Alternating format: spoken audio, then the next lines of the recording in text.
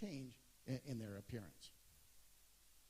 Okay, what about macroadenomas? These are the non-secreting tumors, or the FSH and LH secreting tumors that we see.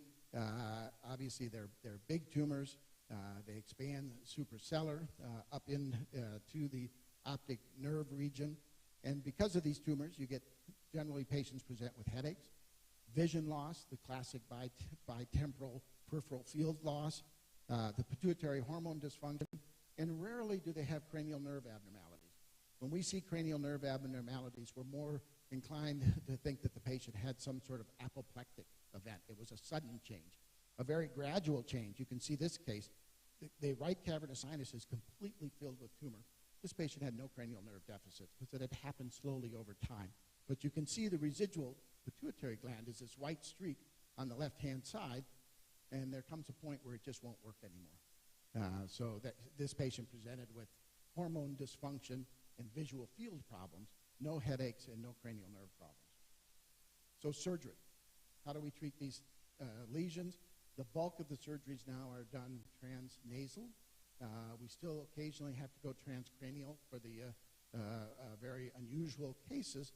The approaches are either a microscopic transnasal approach using a speculum as shown on the left, or now becoming more popular is the endoscopic approach. As time has gone on, I've transitioned from microscopic to endoscopic, probably do about 70% or more of them endoscopically, but still do certain tumors microscopically. This is just a short video of the transnasal endoscopic approach. You can see a tumor here. It's invading over into the left cavernous sinus. Here's coming down on the left side of into the left nostril, on the left side of the septum, kind of opening up the ossia into the sphenoid. Coming over here, now we're in the right nostril, removing a little bit more of the septum in the midline so that the endoscope doesn't get blocked by that septum. And you can see now the sphenoid has been opened. There's the sellar floor, and it's very widened right here. Here's the optical carotid recess, very good landmark to have. And then opening up, because this tumor has been growing over time, the bone over the pituitary area is extremely thin and easily removed.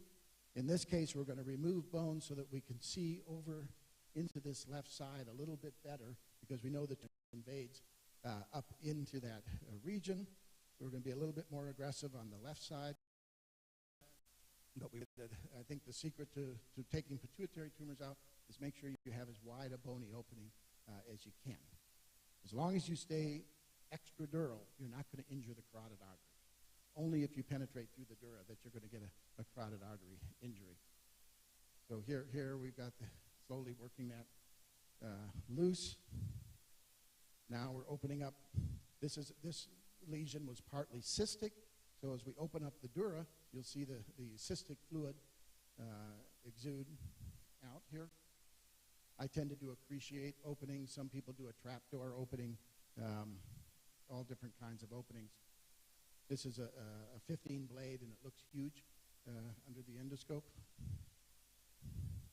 So now dissecting the tumor capsule away from the inner surface of the dura, and you can see the tumor. The tumor is nice and soft. And most pituitary tumors are soft. The harder tumors are the ones that are firm, and then you're not sure to differentiate it from the normal gland. Becomes a little bit more difficult, and I think that's where having some experience is helpful. This is pretty evident. Now here the tumor's been removed. You can see the nice border of the normal gland off here to the right. Tumor's invading into the cavernous sinus over here on the left-hand side. We kind of pick a little bit at the tumor, but we don't visualize it very well. So in order to try to get a better view, you can take in the 30-degree endoscope. This is a 0-degree endoscope that we've been working through. And here's the 30-degree scope. Remember, the tumor is kind of out here into the cavernous sinus. With the 30-degree scope, we're now actually seeing the entire border of the inner capsule of the cavernous sinus. And so here we're in the cavernous sinus.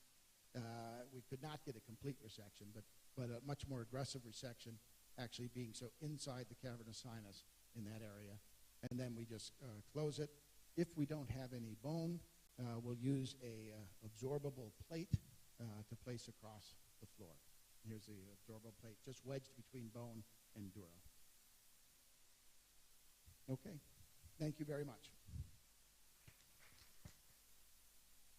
Right, thank you very much. You can have a seat. We'll have the Q&A session at the end, at the very, very end. Okay, allow me welcome Dr. Sembacha to welcome for us the next presenter.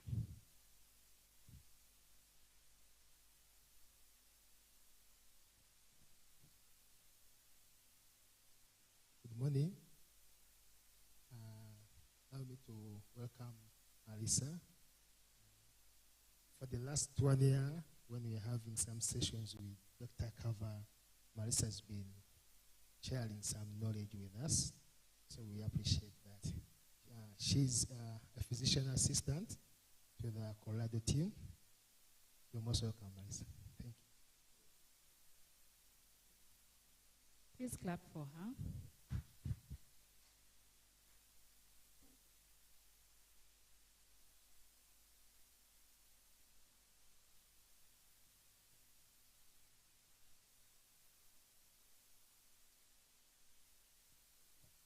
Good morning. Thank you for that introduction, Joseph. Yes, my name is Marissa. I'm a physician assistant. I'm very excited to meet you all, and I thank you very much for the opportunity to be here. I'll be just talking about epilepsy management in the acute care setting. So we'll go through initial management and treatment strategies, common challenges and complications, and then managing refractory epilepsy. So epilepsy is a neurological disorder characterized by recurrent, unprovoked seizures, which can be classified as focal onset, also known as partial, which can be further classified as aware, impaired awareness, with or without motor onset. And this focal can progress to bilateral tonic-clonic. So in a focal onset, it's coming from one area of the brain. So you may see in someone with maybe a onset with the motor cortex, they'll have contralateral face, arm, or leg twitching. And then if that progresses to generalize, then that involves both sides of the brain, and that would be more like your classic generalized tonic-clonic seizure. But may also be non-motor, like absent seizure, and then unknown onset is an unwitnessed seizure. And then status epilepticus is defined as a seizure lasting for more than 5 minutes or without the patient regaining consciousness. So there's different etiologies. It may be from traumatic brain injury, stroke, tumor, or hemorrhage, meningitis, encephalitis, or sepsis, and different metabolic disturbances such as hypoglycemia, hyponatremia, or uremia. May be related to alcohol or benzodiazepine withdrawal, or a patient who has a diagnosis of epilepsy who's been non-compliant with their medications. So the workup includes a thorough history and physical exam, if the seizure was witnessed, what the activity looked like, duration, and if the patient had a postictal state. You'll typically get a CT or MRI to rule out structural lesions. In the US, we have EEG monitoring, and then lab tests such as electrolytes, glucose, renal function, liver enzymes, toxicology, and then looking for infectious markers, lactate, and CPK. So in a patient who's had a seizure, definitely make sure their airway has been secured. You want to first line treat with benzodiazepines. Typically, it's about 4 milligrams IV with lorazepam.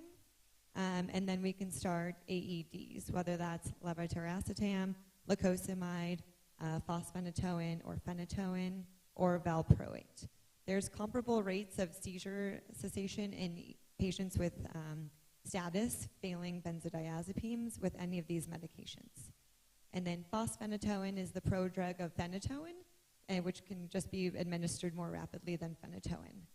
And then we'll place these patients on continuous oxygen saturations and blood pressure monitoring along with EEG. So one of the big takeaways, this diagram represents a patient who is having a seizure. The sooner the patient is treated with first-line therapy, the better. As you can see, within the first 30 minutes of seizure onset, there's a much higher percentage of patients that respond to first-line therapy, whereas at 2 hours, that number drops to less than 50%. So the sooner you can treat patients having seizures, the better. So status epilepticus is a medical emergency with high morbidity and mortality. Again, the seizure activity needs to be treated as quickly as possible, starting with benzodiazepines in that first 5 to 10 minutes, and then loading with any of the medications that we just mentioned. So Keppra, if you have Vimpat, fosphenytoin, or valproate. And then if the patient continues to have seizures, then you want to consider starting continuous infusions, such as midazolam, propofol, ketamine, or barbiturates. Once again, the goal is to terminate seizures quickly to prevent complications. We use the EEG to not only control seizure activity, but also if the patient needs to be in burst suppression. So here's just a quick diagram showing most common anti-epileptic drugs with their loading doses and their common side effects. So we use levetiracetam pretty much first line, as there's minimal interactions and most patients tolerate this well. Fosphenytoin is great if that's what you have access to. Just ensure the patient is on cardiac monitoring, as they may become hypotensive or develop an arrhythmia.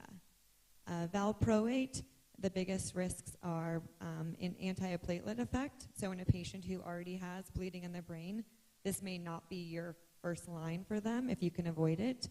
And then avoid in liver failure, and it may also cause pancreatitis. And then lacosamide, I'm not sure if you have access to or not. You do, okay.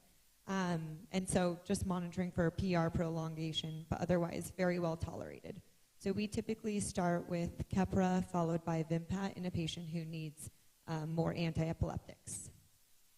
And then a patient who's in refractory status, these are the continuous infusions that we use. So you can see that midaz, propofol, ketamine, and pentobarb are all hepatically metabolized.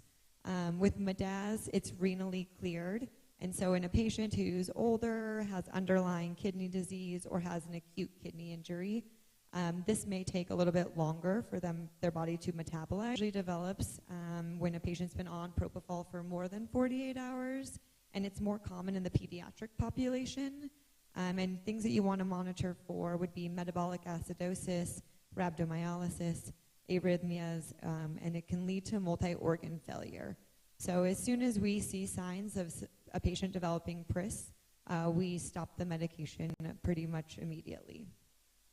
Ketamine actually can have a side effect of hypertension, and so in a patient who is requiring a lot of different anti-epileptics or continuous infusions, adding ketamine can sometimes help us avoid using a pressor, and then just monitor for tachycardia.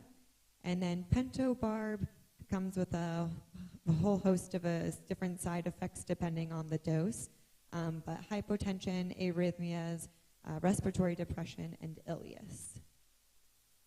And then, of course, surgical considerations in a patient who has refractory status. If there's a structural lesion, a tumor, cavernoma, cortical dysplasia, then you all as a neurosurgeon would consider resecting that. But in a patient who has medically refractory epilepsy with no underlying lesion, then there's different procedures that can be done, whether that's a lip procedure or a neuromodulation with RNS, DBS, or VNS. In our patients, the most high risk would be a patient with a traumatic brain injury who's post-craniotomy, whether that's a tumor resection or decompression. And in any patient who has subarachnoid hemorrhage, we also start them on seizure prophylaxis. In general, we'll continue anti-epileptics for about 7 days, but a patient who's needed a procedure, any sort of intervention, an EVD, or who's had any seizures during admission, we'll continue that for longer. Another thing to consider is non-convulsive status epilepticus. So this would be a patient whose imaging doesn't correlate with their mental status. We have the ability to place these patients on EEG to evaluate or rule that out. You may also notice some subtle eye twitching or deviation. And once again, you're going to treat this the same way. Sometimes in a patient, if you don't have EEG, you could always treat them as though they may be having non-convulsive status and see if their mental status improves. And then pediatric considerations, very similar to adults. The etiology is a little bit more common with febrile seizures, but may be genetic or metabolic disorders, along with hyponatremia, early in life, hypoparathyroidism, and hypocalcemia. And then you have to consider for abuse as well. Neonatal seizures are often convulsive. First-line emergent treatment is very similar to adults. And then refractory treatment would be with midaz, phenobarbital, or ketamine.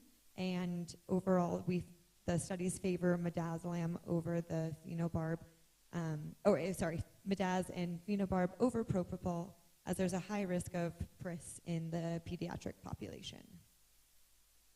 So complications of prolonged seizures would be hypoxia, brain injury, and aspiration pneumonia, cardiac arrhythmias, metabolic acidosis, and death if it's not treated. The prognosis really depends on the underlying cause and the amount of time required for the seizures to be controlled. Nursing considerations, if you're the one at the bedside waiting for the doctor to arrive, you would want to note the patient's actions, the duration of their seizures, and then just know what the side effects of the anti-seizure medications are. You can turn these patients on their side. That will help prevent aspiration pneumonia, or keep the head of bed elevated if you're unable to turn them, placing pads to prevent secondary injury, suctioning as able, but make sure not to place anything into their mouth, supplemental oxygen, and then monitoring the vital signs. And if they don't already have IV access, obtaining that. So in summary, early recognition and treatment of seizures in acute care is critical to avoid secondary brain injury. Delay of therapy reduces the likelihood of seizure termination. Use of EEG and appropriate AEDs to improve outcomes. And then diagnostic workup in parallel to treatment. So again, not waiting to get the information, but if you have a high concern that the patient is having seizures, better to treat than wait. This is just part of our ICU team in Colorado. I thank you all for your time and attention. Thank you very much, Marisa. And I'd like to thank the speakers for being in time. Yeah, we need to keep up the pace to be able to finish our program. And without further ado, I'm going to call Dr. Oman Ryan. We all heard from him yesterday, and yeah, we'll go straight on to a very important topic, mostly seen in pediatrics, and that is hydrocephalus. Right, thank you. Can we clap for him? Good morning.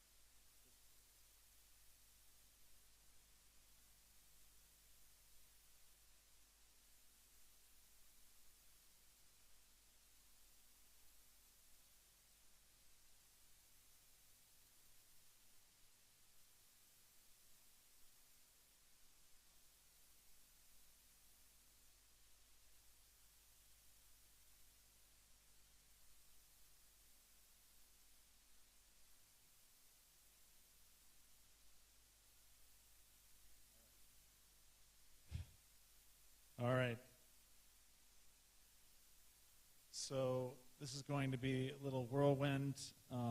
We don't have time to cover every type of hydrocephalus, but we'll talk a little bit about its general principles, different ways to think about hydrocephalus, why it may occur, and what can be done about it. Brain homeostasis is assured in part by the continuous generation and flow of cerebrospinal fluid. Somewhere between 70 and 80% of CSF production occurs in the lateral third and fourth ventricles at the level of the choroid plexus. And CSF production and absorption is a cycle that's responsible not only for extracellular ion stability, which is necessary for neurotransmission, but also for the maintenance of a stable intracranial pressure.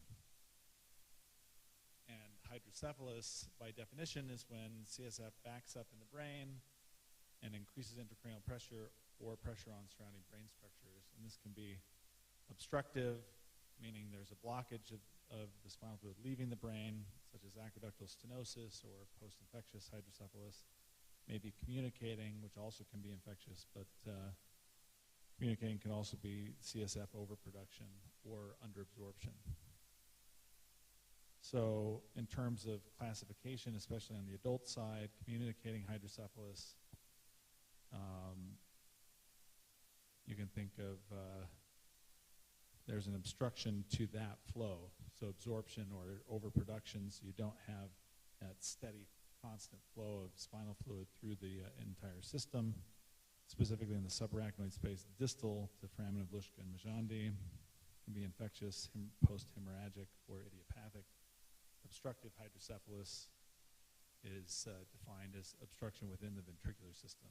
So you can have giant cellular masses, colloid cysts, or other cysts of the ventricles, aqueductal stenosis, basilar artery ectasia can cause this at times, Cari malformations, again, infectious etiologies, or other scarring, multiple shunt revisions, and scarring can lead to obstructive hydrocephalus as well.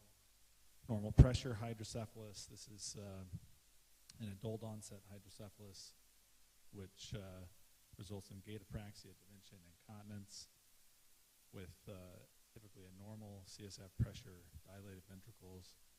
It's of unknown etiology, and it must be distinguished from other causes of dementia, movement disorders, and ventriculomegaly. Arrested hydrocephalus is a term that I don't fully stand behind in every circumstance. I think it's sometimes used as an excuse for ventriculomegaly, but keep in mind that this is listed as a type of hydrocephalus. Some patients with hydrocephalus have their ventricular size unchanged regardless of the presence of shunt because of the non-functioning one. So if you think of that, arrested hydrocephalus, a lot of neurosurgeons use that incorrectly to say someone has large ventricles, it's not symptomatic. But in reality, the definition is that the person can have hydrocephalus even if their ventricles don't change in size, whether they're large or small. And being mistaken for ventriculomegaly for other reasons, or that someone does not have a non-functioning shunt even though they do. They have elevated pressure. Isolated fourth ventricle is not very common.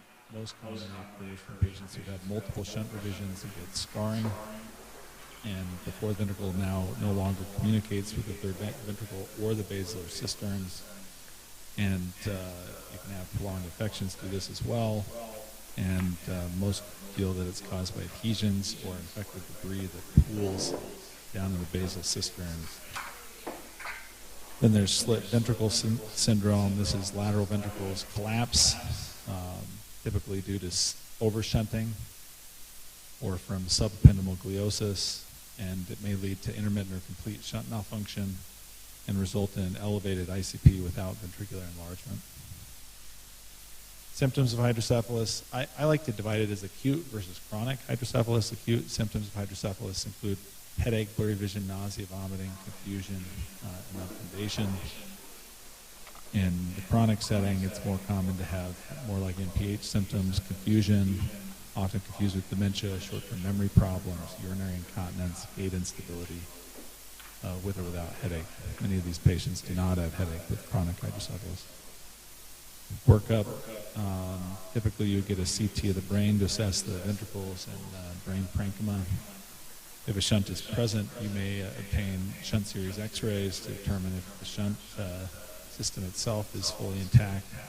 As they age, they can get brittle and break.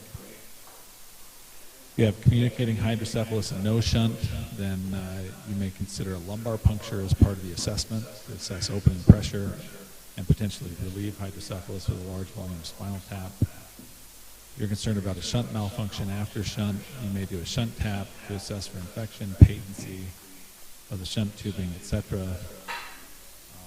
There are CNA flow studies on MRI that you can do, specifically to look for patency of ETD or flow of CSF out of Luschka, Majandi, or at the foramen magnum. There's a nuclear medicine study, shuntogram. There's other flow studies for flow patency, the shunt tubing that exist as well, although the most common one used is a nuclear medicine shuntogram to assess for shunt patency. And finally, you can do an intraoperative exploration if there's a high suspicion of malfunction on the workup. Now, not every patient's going to get this complete workup. These are just the possible options that you might consider for a patient on a workup for hydrocephalus. Management in general for communicating hydrocephalus, management is placement of a shunt. Third ventriculostomy may be appropriate for obstructive etiologies, except for the setting of an isolated fourth ventricle. If you have an isolated fourth ventricle, then most commonly it's shunt placement into the fourth ventricle with a ventricular catheter, or an aqueductoplasty, although aqueductoplasty typically has high risk associated with it for neurologic deficit and or closure of the aqueductoplasty, and for that reason most people advocate for just placing a shunt with an isolated fourth ventricle. This is an image familiar to many of you.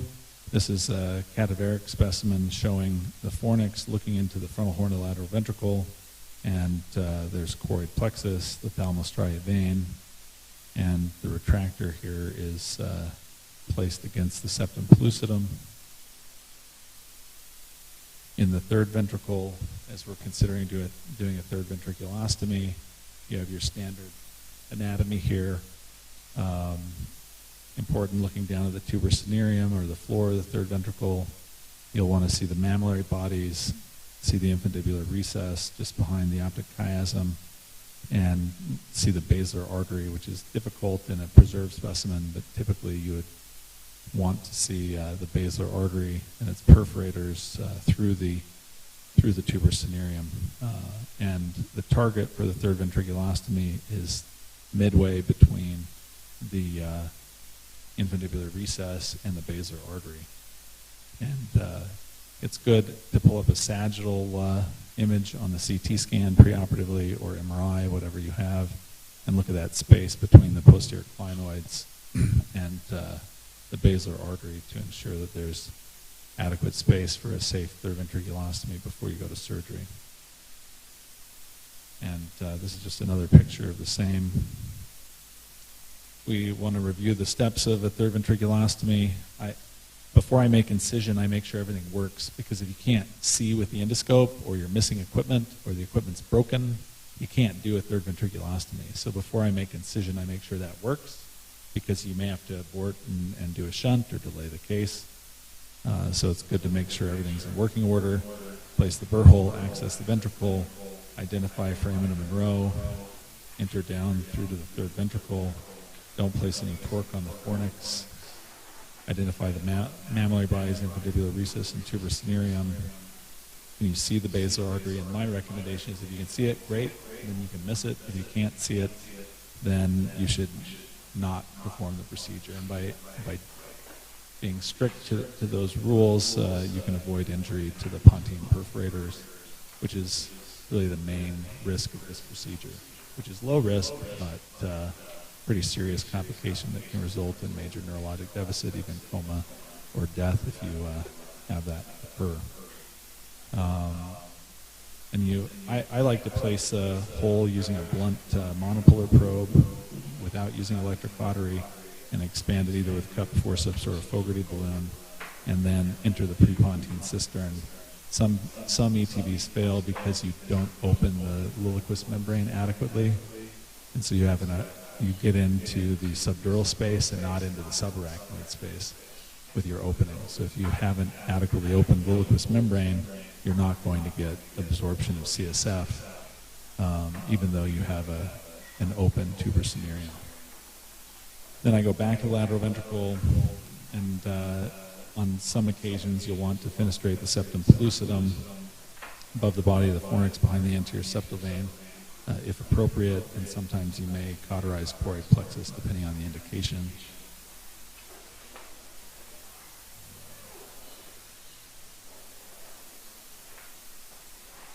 And my slides are not advancing for some reason. Interesting. I'll come out and we'll go back in. We'll see if, I think the videos will work. So we'll be quick here, just showing, this is a third ventriculostomy, and this is a 72-year-old female who had breast cancer and presented with, which is actually very common. So we've identified that in breast cancer they get midline metastases that obstruct the aqueduct about 10 times the rate of any other metastatic cancer.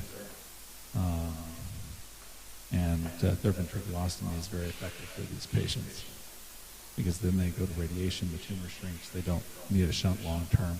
So you come down, see the infundibular recess anteriorly there, you see the optic chiasm, and then you go midline between the basilar artery and the infundibular recess, just behind the clivus. And I like using this small blunt probe to open and then expand with forceps and then go through. I use a 3mm rigid endoscope typically, although flexible scopes work great as well. Just the visualization isn't quite as good, although it's not ideal here anyway with the light that we have in the room. So maybe we can just move on, since I'm just saying you can't see much on the screen anyway. Choroid plexus cauterization, typically you use a flexible endoscope to do this. You go bilaterally across a septostomy and only cauterize back to the atrium. Important here is to be careful to avoid damage to the choroidal veins if possible, and just cauterize the choroid plexus. And also, if you cauterize too deep or at too high of a power, you can damage the deep arteries as well around the atrium. So there is some risk to this procedure. So taking care when doing it is important. Most of you may be aware of Benjamin Worf's work here at Cure Uganda. He published in 2005 showing the results of doing ETV alone versus ETV plus CPC, which both in post-infectious and non-post-infectious hydrocephalus and in the Ugandan population here over ETV alone, and reduce the risk of necessity for shunt placement. Although if you look at the post-infectious population, still 62% success rate. So many of these patients still require shunt placement to adequately treat their hydrocephalus.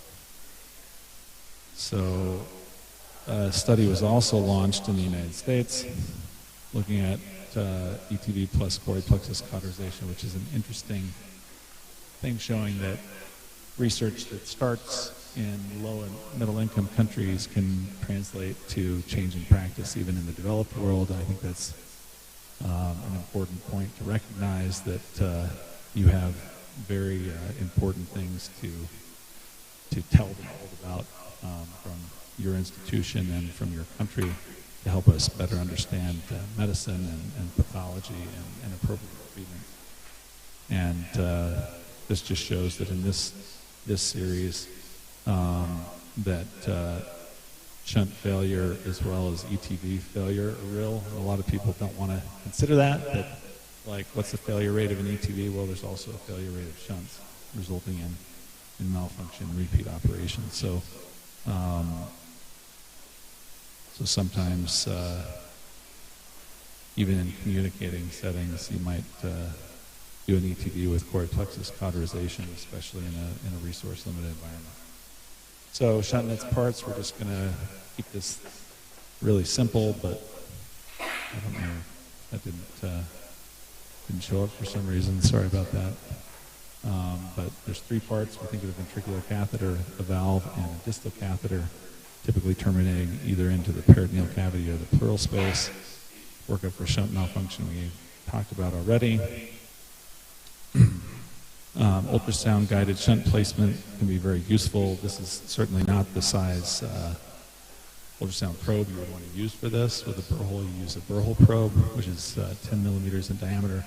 But this just shows in-plane versus out-of-plane visualization. So out-of-plane means you only see the tip of the needle at the end of your ultrasound when it's in position, in final position, whereas in-plane, you follow the needle all the way down to the ventricle, which we find ultrasound-guided catheter placement very useful, so that you get a single pass. It's perfect in position, and terminating at the foramen of Monroe, it reduces malfunction rates of the catheter. In conclusion, hydrocephalus is one of the most common problems facing neurosurgical patients throughout the world. I tell my residents that ventricular catheter is probably one of the most life-saving devices that we use in neurosurgery. Understanding the etiologies of hydrocephalus and its presentation can help guide appropriate therapeutic interventions. Thank you very much. Thank you very much, Dr. Ryan. I'm going to invite Dr. Kevin again to take us through tumors again. Tumors are so many, and we're still talking about tumors. And so we're giving them in breaks so that you're not confused and you don't get to sleep off while listening to this tumor and the other tumor. So we're going to talk about the CPA tumors. Those are the cerebropontine angle tumors. And Dr. Kevin, you're welcome once again.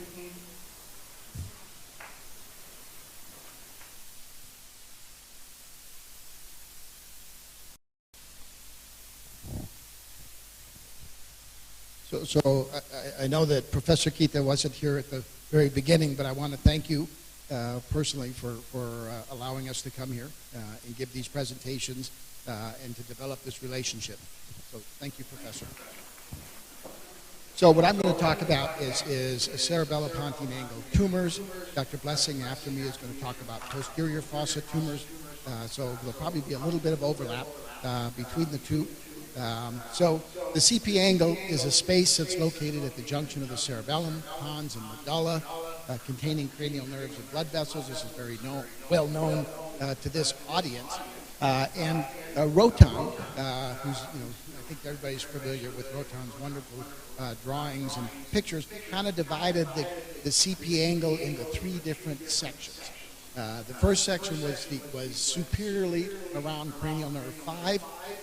The nerve was cranial nerve 5. The blood vessel was the superior cerebellar artery, and the vein was the superior petrosal vein. So that was one complex. The middle complex consisted of cranial nerves 7 and 8. The anterior inferior cerebellar artery is an artery involved in that. There's no real major venous anatomy in that area, but the flocculus of the cerebellum is a marker for that region as you're coming down, exposing the area. And then there's the third complex inferiorly, which was cranial nerves 9, 10, and 11, and they're involved with the posterior inferior cerebellar artery pipe. Again, there's no discrete venous anatomy to be concerned about in that area. We talk about corridors, and I don't know how well this shows up on your right-hand side. Because of these 3 sort of complexes, there's 4 corridors to reaching the posterior fossa if you have to go deep to the cranial nerves. There's a superior corridor, which is between the tentorium and cranial nerve 5. There's kind of the upper mid corridor, which is between cranial nerve 5 and 7 and 8. And as you go deep to that area, you're going to find cranial nerve 6 in that region. There's the corridor that's just below 7 and 8, but above 9, 10, and 11. And then there's the inferior corridor, which is down below cranial nerves 9 and 10. And you're really working along the branches of cranial nerve 11 and cranial nerve 12. So there's kind of those 4 corridors if you have to go deep to those cranial nerves. This, I won't dwell on this. This is just a view of that area. I've reversed the picture a little bit. On your right-hand side is where the brainstem is. On the left-hand side is the internal auditory canal. But you can see the complexity in that CP angle in all the cranial nerves. Tumors obviously occur in this area, and that's what we're going to focus on. The common tumors in the CP angle are, number 1 by far and away, are vestibular schwannomas. Also used to be referred to as acoustic neuromas. We're going to talk about that. Meningiomas, epidermoid cysts, arachnoid cysts, and we see metastases to the CP angle, but not quite as often, I think, as to the posterior fossa in general, and Dr. Blessing will talk about that more. There's a nice mnemonic that I like to use for remembering lesions in the CP angle, and that's the word SAME, S-A-M-E. S refers to schwannomas, which is by far and away the most common. A refers to arachnoid cyst, occasionally aneurysm. You always have to keep that in mind, that there's an aneurysm of pica or the rest in that region. Meningioma for M, occasionally metastases, and the final, the E, stands for epidermoid, less commonly ependymomas and choroid plexus papillomas. This is just a demonstration that if you took, in this article, they took 9 tumors that had occurred in the CP angle, 7 of the 9 will be schwannomas. So by far and away, most commonly of the 8th cranial nerve, but you'll see schwannomas of the 5th nerve and the facial nerve, the 7th nerve. 1 out of 9 would be a meningioma. 1 out of 9 would be an epidermoid cyst, or even less than that. Kind of it falls off at that point after meningioma and schwannoma, but you get the mets, the gliomas, arachnoid cysts, glomus tumors. So this is an example of a 45-year-old gentleman who presented with hearing loss, has a 5-centimeter left CP angle mass. It enhances following contrast administration, except for a portion of it in the internal auditory canal. It compresses the pons and the 4th ventricle, and obviously the differential at this point is vestibular schwannoma, facial nerve schwannoma, meningioma, metastatic tumor, and even lymphoma, which we didn't talk too much about. But as you look at this, you can see one characteristic that you don't see in the others, and here you see widening of the internal auditory meatus. And that pretty much tells you that this is a schwannoma when you see that widening. Meningiomas can span the IAC, but they won't actually widen the IAC. So this, in fact, was a schwannoma. Schwannomas are 5 to 10% of all CNS tumors. They're benign. They're slow growing. There's a increased female incidence for the intracranial schwannomas. There's an increased male incidence for spinal cord schwannomas. Usually the 30 to 60-year-old age group. In patients with neurofibromatosis, you'll see acoustic neuromas at a much younger age. They involve, where do acoustic neuromas arise from? And we're going to talk a little bit more about that, from the inferior vestibular nerve, almost all of the time. The majority of these are sporadic. There are some associated with NF2. The proper term now is vestibular schwannoma. They occur from the inferior vestibular nerve. They don't occur from the acoustic nerve, so they shouldn't be called acoustic neuromas, and they're not neurofibromas. So vestibular schwannomas is the best term. The goal in treatment of vestibular schwannomas is preservation of the facial nerve and preservation of hearing if you can do it. Clinical presentation: hearing loss, tinnitus, vertigo, dizziness, facial numbness, and headaches. MRI scan with contrast is really the gold standard. CT scan is good for bony involvement, and you can see the widening of the IAC with the CT scan. Audiometry is very important. Do they have useful hearing or not? The 50-50 rule. Is their hearing less than 50 decibels? If they lost 50% of their speech discrimination? If they have, that's non-useful hearing. If it's better than that, then you attempt to preserve hearing. Here's an example of a very small acoustic neuroma within the canal, shown on your right, pre-contrast, on your left pre-contrast, and on the right after contrast. This is a sort of lesion that we would watch with serial imaging. This sort of lesion, when you see this in the posterior fossa, this is a patient with NF until proven otherwise. The cranial nerve of 5, there's a schwannoma of cranial nerve 5, 8 on both sides, bilateral vestibular schwannomas. Here in this review, they took 139 patients with acoustic neuromas. 91% occurred from the inferior vestibular nerve, 6% from the superior vestibular nerve, 1.3% from the cochlear nerve, and 1.3% from the facial nerve. So by far and away, it's going to arise from that inferior vestibular nerve. Very important to know the anatomy of the cranial nerve 7 and 8 as they go into the internal auditory canal.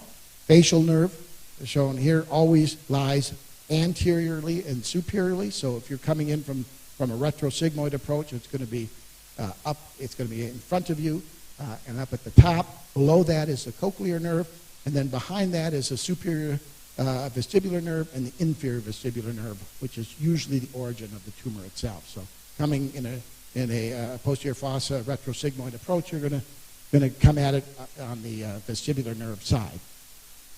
You often hear about Coues classification for schwannomas. Coues class 1 is a purely intercanalicular tumor, as shown in the description.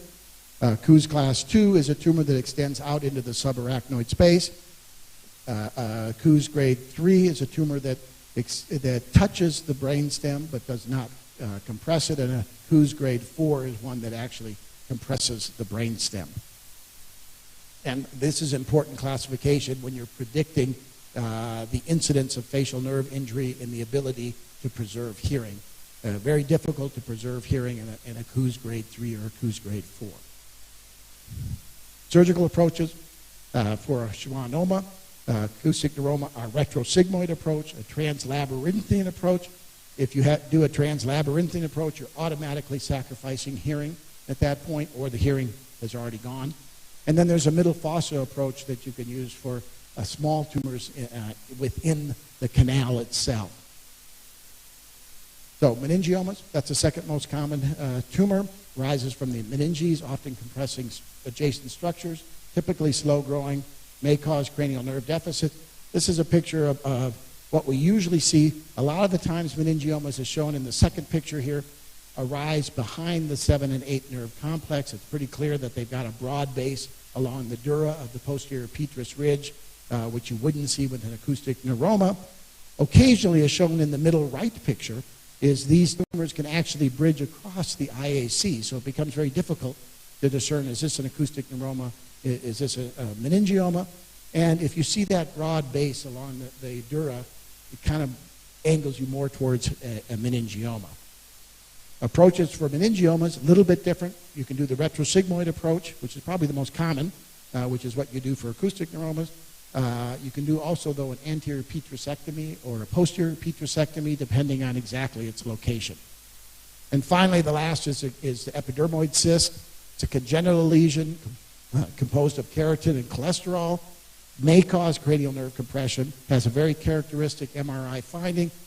Difficulty with epidermoid cysts is it look like CSF. So it's sometimes very difficult to discern it from the CSF. However, if you do a diffusion-weighted image, this is a patient of ours that we operated on a couple of weeks ago, you can see that the diffusion-weighted imaging shows this thing lighting up. This is a fairly small epidermoid cyst, but she presented with hemifacial spasm. And that hemifacial spasm was getting worse over the preceding 12 months. Picture here in the posterior fossa, everything right there, that's all the epidermoid cyst on the posterior aspect of 7 and 8. I apologize, didn't get a picture after we took it out. I should have. But it was really wrapped around 7 and 8, and she's had relief with decompression of that tumor. They do have a tendency to recur. So management strategy for all of these tumors is observation. If they're small and asymptomatic, we would not recommend surgery. Microsurgical resection for larger symptomatic lesions. And lesions that are less than 2 centimeters in size, you can consider radiosurgery, either gamma knife or linear accelerator radiosurgery. Complications of treatment of any of these CP angle tumors are hearing loss, facial nerve injury, CSF leaks, brainstem compression, and hydrocephalus. Prognosis really depends on the tumor size, the type, and the treatment. Vestibular schwannomas, prognosis is good with early intervention. Meningiomas, it can be very variable. They have a high incidence of recurrence, and obviously if they're atypical or grade 2, they're going to recur. So in conclusion, CP angle tumors are diverse in presentation and management. Early diagnosis improves outcome, and a multidisciplinary approach is very essential. So thank you. Thank you very much, Dr. Kevin. Are we still awake? Are we still attentive? All right. I'm going to invite Dr. Sembacha to invite for us Dr. Blessing. Good morning once again. We welcome the next speaker. It's Dr. Blessing Michael Talemwa. He's a specialist skull-based and cerebrovascular surgeon at Timbara Regional Referral Hospital with special interest in neuro-oncology, neurovascular lesions, and epilepsy surgery. You're most welcome, Dr. Blessing. Thank you very much, Dr. Sembacha, and thank you so much, Daphne. Especially Daphne, we are very happy as a division of neurosurgery to have the Department of Pediatrics. Dr. Daphne is a pediatrician, so, and we very closely interact. Actually, they supply us lots of clients, just like we're going to see hydrocephalus, lots of neurotube defects, and oncology as well. So we're very happy that your team is here from the pediatrics, as well as the radiology department, and other departments. I think medicine is here. So basically, the topics we're discussing today are, cutting across. We've had several consults back and forth from all these departments. So I think Professor Kevin had already done a little bit of posterior fossa decompression, tumor presentation, so the CP angle. We just start with a small recap of a posterior fossa anatomy. Basically, just a brief of limits of the posterior fossa, which is the superior, usually limited by the tentorium, inferiorly by the foramen magnum, posteriorly the occipital bone lies there, and laterally the squamous temporal and the mastoid temporal parts of the temporal bone. Anteriorly lies the clivus. So basically, these are the limits of what they call the posterior fossa, which is almost, a very big cavity, only that it's just a deep cavity of the cranium. So an overview of just the statistics, brain of the posterior fossa tumors. They are the most common in pediatrics and adults generally. And the primary brain tumors in pediatrics, they're the commonest solid tumors in the pediatric population, comprising around 20 to 25% of all the childhood cancers. About 60 to 70% of the pediatric brain tumors originate in the posterior fossa, and about 15 to 20% of these brain tumors in adults also occur in the brain, in the posterior fossa. Hydrocephalus remains the main presentation of posterior fossa tumors because of the small size of the posterior fossa, and together with the content of the posterior fossa, which is basically it's a very busy area with lots of neurovascular structures. So any small increase in terms of volume there usually tends to crowd and shut off the CSF flow dynamics, and hence the presentation of hydrocephalus in over 71 to 90% of patients. So this schematic diagram basically summarizes the talk below about posterior fossa, tumors, and I've just tried to separate it because the presentation and the occurrence or the prevalence of these tumors in the pediatric population is slightly different from the adult population. And the children presenting mostly with brainstem lesions, that can be gliomas, gangliogliomas, astrocytomas, and then other lesions such as in the cerebellum and the tectum, pilocytic astrocytomas, and the medulloblastomas, ependymomas. In the ventricle, within the ventricular system, we will have the medulloblastomas, ependymomas, and choral plexus papillomas.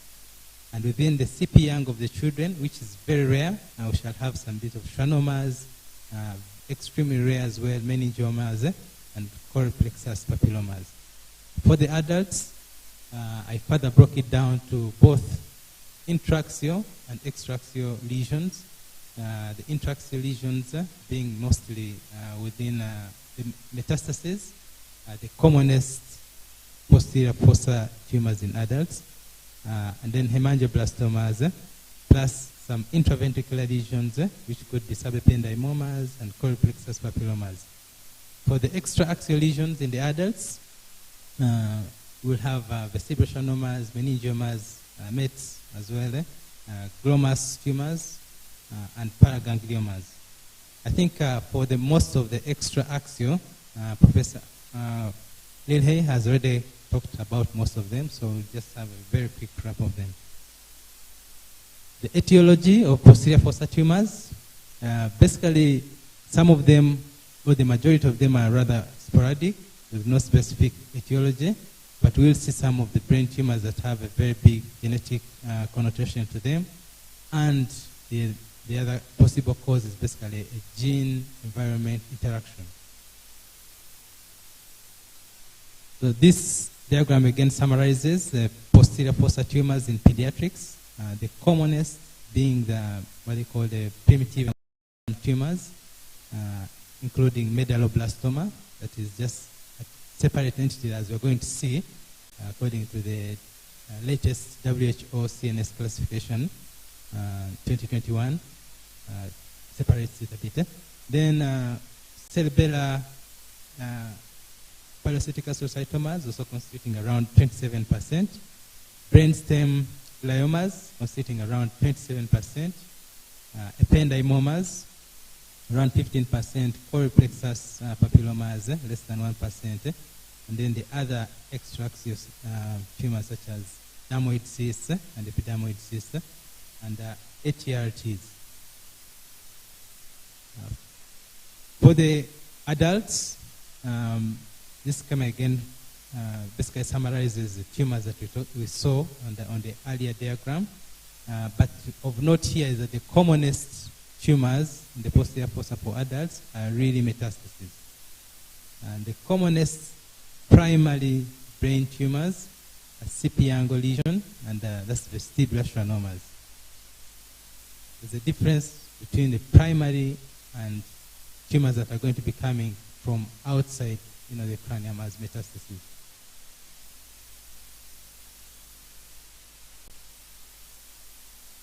That's what we just talked about. So posterior fossa tumors, the clinical symptoms. Basically, this is going to be a summary of all the presentation of all tumors that are going to be in the posterior fossa. We're going to discuss down.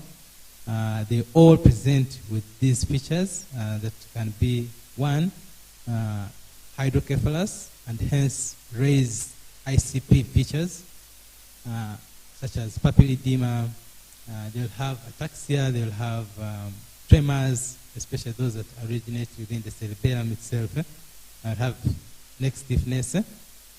They'll have a conglomerate of cranial nerve signs, double vision, facial weakness, swallowing difficulties. And then they will also present with long tract signs, corticospinal tract signs, especially the brainstem glioma tumors. So we'll start with the pediatric commonest tumor, which is basically the medulloblastoma that was first described by Bailey and King in 1924. It has had a series of nomenclature change since its discovery, being called a spongoblastoma cerebelli. The cells of origin, according to the WHO PNET, so the static group, which is from the external granular layer of the cerebellum, that occur as the remnant cells of the external granular layer of the cerebellum. And then the dynamic. The dynamic is basically from neuroprogenitor cells that are undifferentiated and actually migrate from the superior medullary verum and into the fourth ventricle. So these are the two possible cells of origin.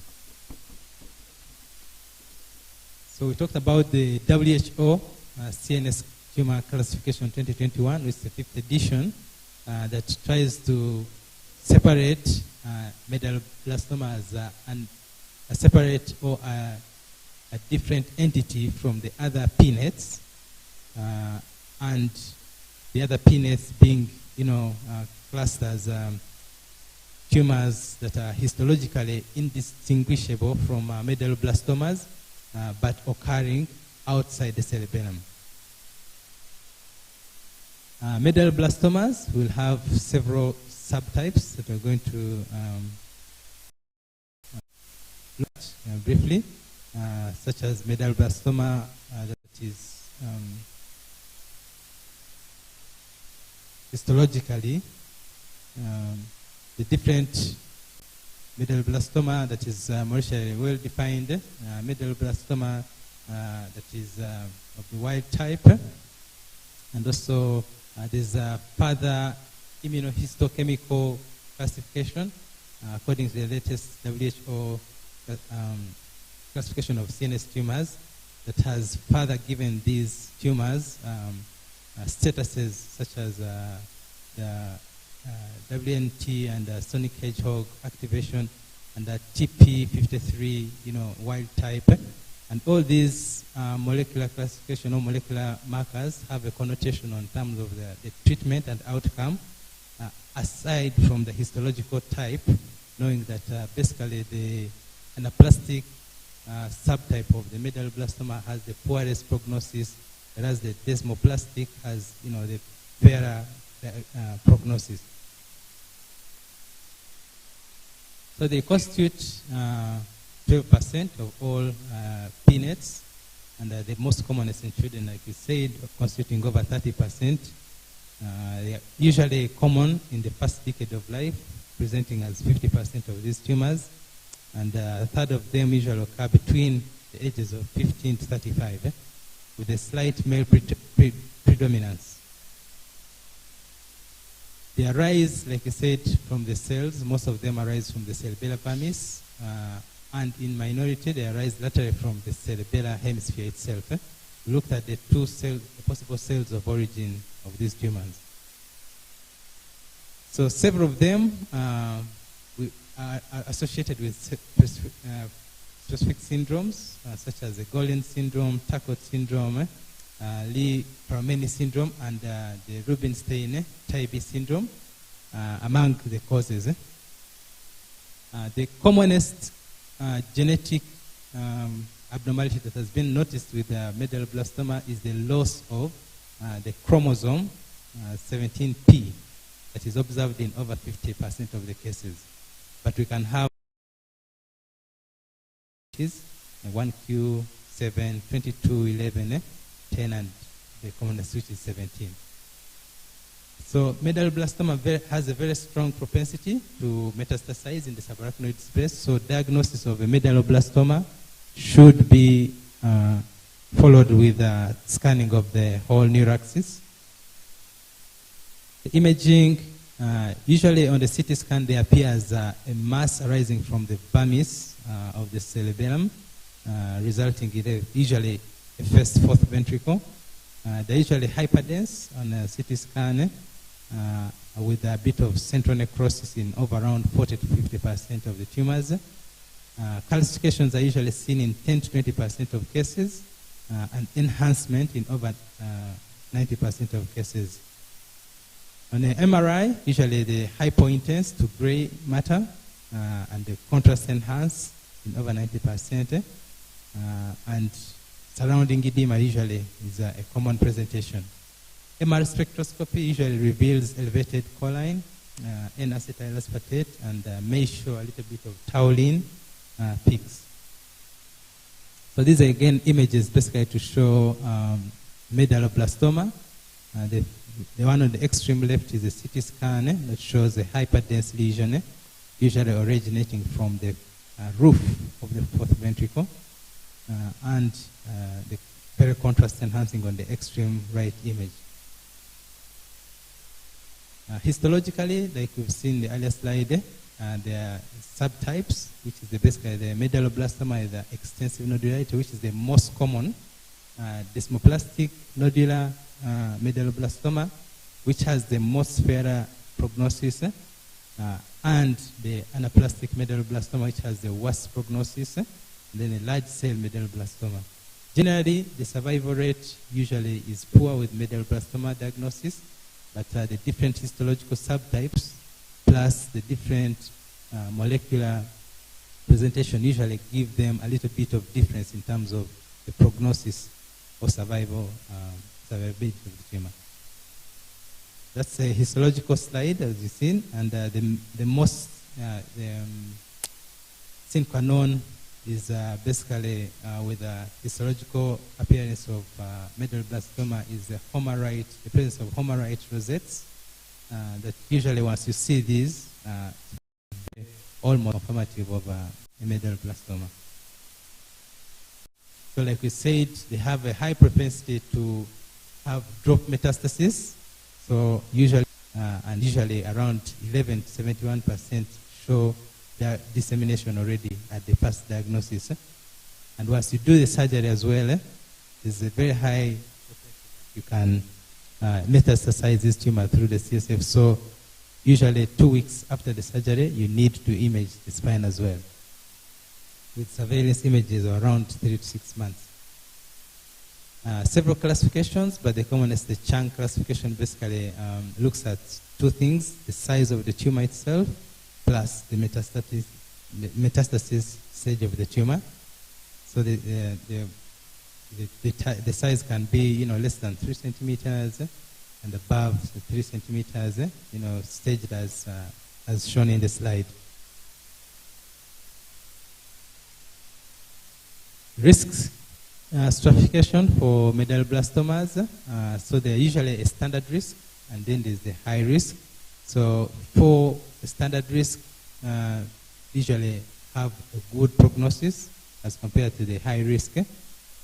And usually they will depend on two things. One, the gross total resection of the tumor, and the absence of tumor cells within the CSF.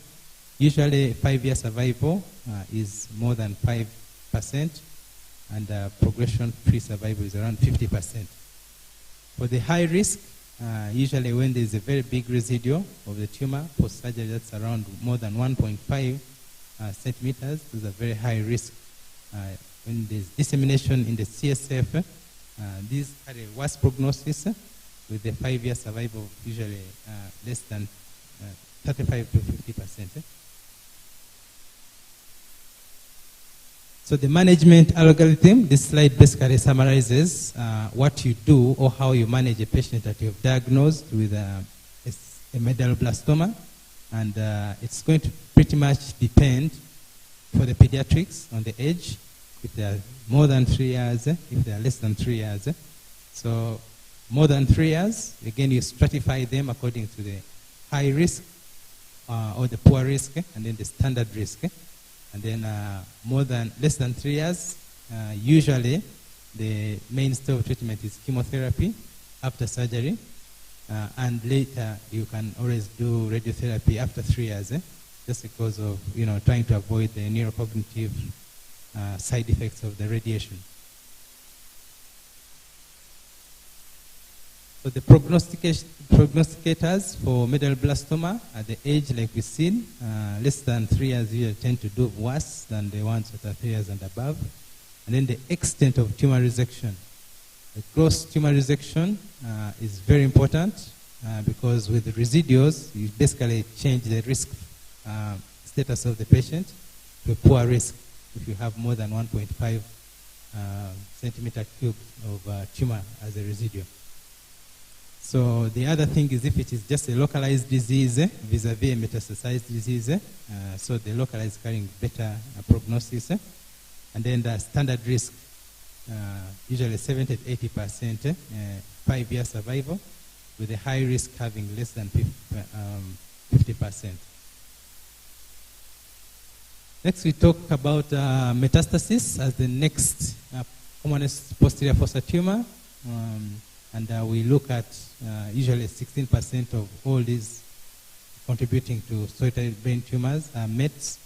And the primary sources of these tumors, the biggest contributors being the lung, it contributes over 44% of brain METs, the breast 10%, and then the kidneys 7%, GI 6%, melanomas, and then the other 10 basically undetermined pathologies. Those images basically show the most typical location of metastatic disease, which is usually at the gray-white matter border because of the end capillaries that usually are in this region of the brain. The pathology basically is usually round cannonball appearance with it can be either solid or cystic, usually carries significant edema around it. For the age, basically, it occurs majorly in more than 40 years old patients, very extremely rarely in younger children. And the site is basically the gray-white matter borders.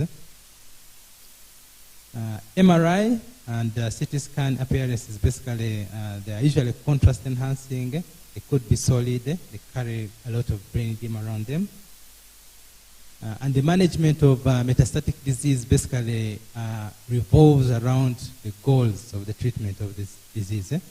One is basically to establish a primary, which you can always do by doing a whole body scan, maybe PET scan, or a CT chest abdominal pelvis. And two, to establish, to relieve neurological symptoms. And the third one is basically to have a local disease control. However, because by the time someone gets CNS metastasis, usually the treatment is going to be palliative, likely that the primary disease has failed to be controlled. Median survival usually with brain mets is around 26 to 32 weeks. There's a role still of medical treatment, steroids, reducing the edema, and of course anticonvulsants, as these patients usually have very high risk of seizures. So the consideration, surgical consideration before operating a patient with a brain metastasis are two. So one, you want to look at the status of the systemic disease. Okay, is it well controlled or it's not controlled? And then two, you need to look at the Kanofsky performance score of the patient. Are they bedridden or not?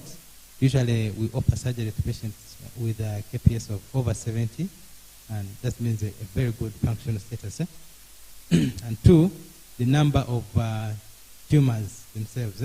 If they are isolated metastases, accessible, you can amend them to surgery. Multiple, usually radiation. So this is what we talked about. Solitary lesion, you can have surgery for that. Stereotactic radiosurgery, usually reserved for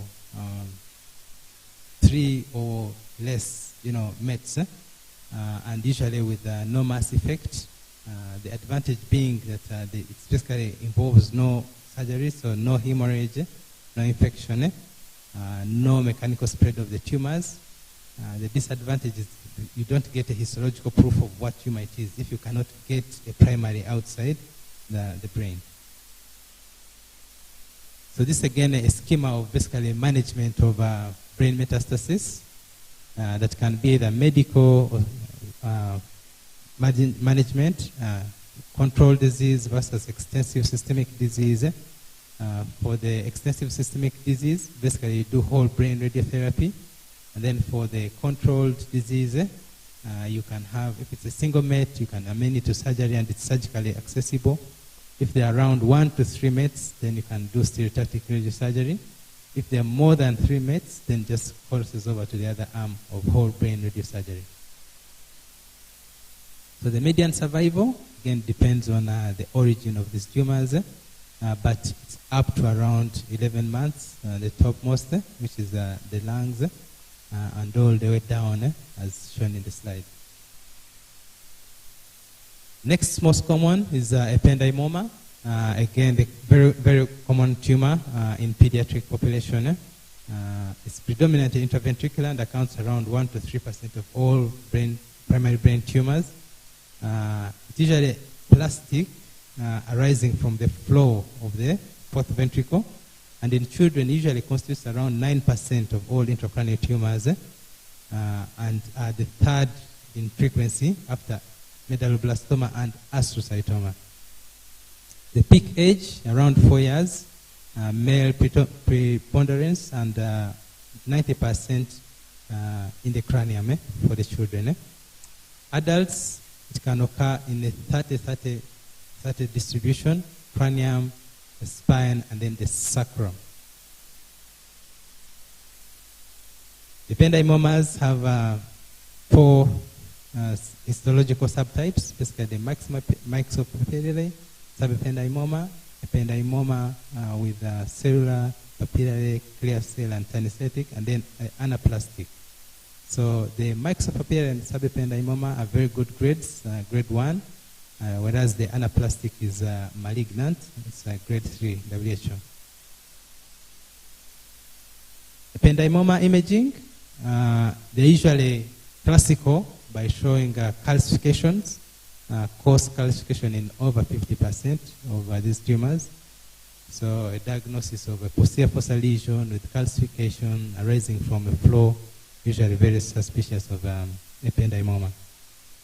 They are solid, iso to hypodense on a CT scan with heterogeneous contrast enhancement. A small proportion can have a bit of cyst, especially once they suffer hemorrhage. On the MRI, it is also contrast enhancing and usually exhibits a pathognomonic feature of extension into the CP angle. So ependymomas, comparison between the adult population and the pediatric population, there is a variance in terms of the prevalence, whereby they are more prevalent in the pediatric population with 10%. The location, whereby they are more predominantly infratentorial in the pediatric population or in the posterior fossa, as opposed to the adults, whereby they're usually supratentorial. Then the CSF seeding, it's more common in pediatric population as opposed to the adult. And the 5-year survival rate is usually better in the adult as opposed to the pediatric population. And again, this is basically a treatment protocol for ependymomas. Usually the high grade, which is grade 3, and the low grade have different pathways. Surgery is the mainstay for all of them, and the extent of surgery determines, one, the recurrence and also the 5-year survival. Usually radiotherapy has to be augmented after the surgery with administration of around 56 grays in 28 cycles for around 5.5 weeks. So surgical excision, like we said, followed by irradiation is the main treatment. Surgery and radiotherapy yield a good 5-year, in combination, yield a good 5-year progression disease-free survival, ranging from between 60 to 87, once there is a complete resection of the tumor. Once there is a very high incidence of dissemination as well with the ependymoma. However, it's around 11 to 17%. So intraoperative, like I said, it arises from the flow. Staging, there's no conventional staging criteria, just like the medulloblastomas, that aids in terms of the surgery. Post-op MRI usually again at 48 hours to rule out mets. So the role of radiotherapy in ependymoma is very critical. Once you have a histological diagnosis after surgery, these patients have to be subjected to radiation if you want to have some good control and good survivability. Usually to the tune of around 4,500, 5,600 grays that are administered in total. Stereotactic radiosurgery is still an option with patients with residual unresectable tumors or a recurrent tumor that is unresectable. Chemotherapy, very important in less than 3-year-old. Cerebellar pilocytic astrocytoma is another tumor that is most prevalent again in the pediatric population, accounting for over 10 to 20% of the pediatric brain tumors. Pilocytic astrocytoma is the most common of the cerebellar astrocytomas, and with a mean age or presentation of around 6 to 8 years. It's rarely found in children under 1 year, and rarely again found in adults over 40 years. It's benign, so it carries a very good prognosis with over 94% survivability at 10 years. The most common astrocytoma in the pediatric is the JPA, or the juvenile pilocytic astrocytoma, which is also a low-grade tumor, grade 1.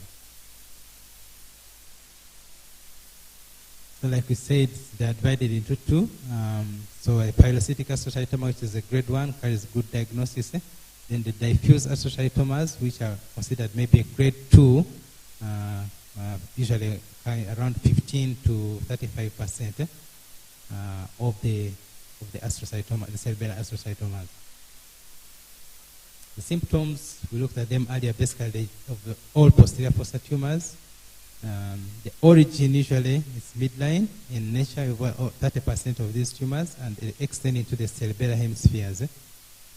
25% are solid.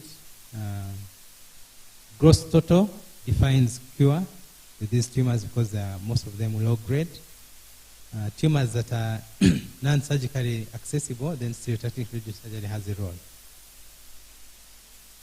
The imaging, they usually mix the contrast-enhancing mass with a non-enhancing cyst and an enhancing neuronodule in over 20% of these tumors. The mass has a necrotic center in some, about 16% of these tumors. And on MRI, it usually has T1 iso to hypo-intense solid component compared to the adjacent brain, and they're usually hyper-intense on T2. Again, this is basically to show a cyst and an enhancing neuronodule that is usually characteristic for these astrocytomas. Surgery, in the terms of treatment, basically defines cure, and it's the treatment of choice. Resection of the neuronodule is key. Once you just drain the cyst and leave the neuronodule, usually recurrence is a common thing. Now, resection of the cyst wall is usually controversial. You can either leave the wall. It doesn't really cause any recurrence risk. However, if you can potentially take it without damage, then it will be preferred. Radiotherapy is usually avoided as surgery is usually sufficient. So, and the long-term prognosis is definitely defined by the extent of surgery and the presence of maybe brainstem invasion. The other is basically brainstem tumors that are also form a significant percentage of tumors in the posterior fossa, and I've just subdivided them to gliomas, gangliogliomas, and astrocytomas. The brainstem gliomas basically can be in the midbrain pons and the medulla. However, the majority are usually pontine. 15% of all brain tumors they constitute, and constitute around 75% in the pediatric population, and 25% in the adults. The median age of presentation usually around for pediatrics 6.5, 75% in pediatrics patients, less than 20 years of age. The classification, the commonest is basically the Chooks classification that stages these tumors as diffuse, intrinsic focal, exophytic focal, and cervicomedullary. And that's a schematic diagram just to show the different classification and the location. Usually 75% of all brainstem gliomas usually shown on images as a diffuse swelling of the pons, non-infiltrative. So the hallmarks of brainstem gliomas, like we said earlier, the long tract signs, corticospinal tract signs, several cranial nerve signs, such as bilateral continuous cranial nerve signs, Horner's syndrome, internuclear ophthalmoplegia, and then focal lesions tend to have a slower progress as opposed to the diffuse ones. So the difference in terms of brainstem gliomas for the pediatric population, adult population, there is a difference in terms of the clinical presentation and also the difference in terms of the location of these tumors. The commonest in the pediatric is usually pyramidal weakness in over 83.1%, cranial nerve signs, raised ICP in over 20%, usually rapid onset. For the adults, usually they present with cranial nerve 7 pulse in over 86% of the patients. Of course, raised ICP as well. However, the growth is slower in adults. And in adults, its preference is usually pons. It's less striking. Management, that time. Okay, fine. Long presentation. So the biopsy, usually for indeterminate, there's role for biopsy, stereotactic biopsy in these lesions.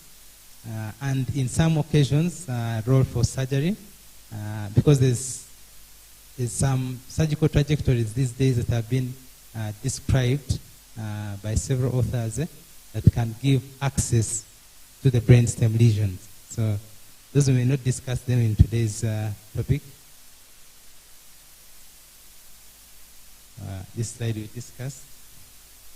And choral plexus tumors, another posterior fossa tumor, usually arising from the choral plexus.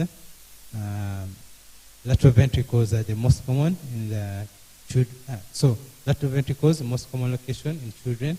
However, the fourth ventricle is more common in actually adults. Choral plexus tumors can be graded as papilloma, which is grade 1, atypical choral plexus papilloma, grade 2, and the choroid plexus carcinoma, which is more malignant. So the presentation, this we shall just skip because we've seen the commonest. And the management basically is also surgery, which can be curative for the low grades and for the higher grades. Gross total resection usually gives the best outcome. So the extra axial lesions, I think now we'll end here because this has been discussed by Professor Lilhe. He discussed already the CP angle anatomy, which he very excellently described, and also described the contents, the distribution of the division of the CP angle as the upper neurovascular middle and the inferior neurovascular complex, and the lesions that arise from that. He discussed all of them. So I think with that, this is more of a revision of what Professor Lee has just discussed.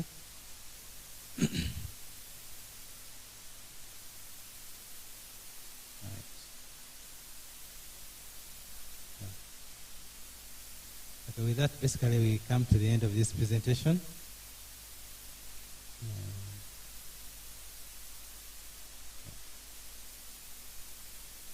Thank you. Thank you very much, Dr. Blessing. Another round of applause to Dr. Blessing. CNS tumors are the commonest cancers in children, if you didn't know. but we see more of the leukemias and what on our wards because of diagnostic challenges maybe. And so after this lecture, maybe we should look out for them a lot more. Thank you very much. Please, I understand that this lecture has been a bit long and so much English, my seatmates were telling me. But we are almost coming to the end. I would request for your patience, a little bit more patience. And the people that are coming to present are going to summarize as well. We have 2 to go, and then we shall have the Q&A session, just a few of them, and then we continue to the hospital after that. So the coming presenters will try and be as quick as possible. Allow me invite Dr. Noah Setuba. He's a senior COSEXA Neurosurgery Fellow at MRRH Regional Referral and the pioneer. He's also the member of Neurosurgery Association of Uganda to present to us acute spinal disorders.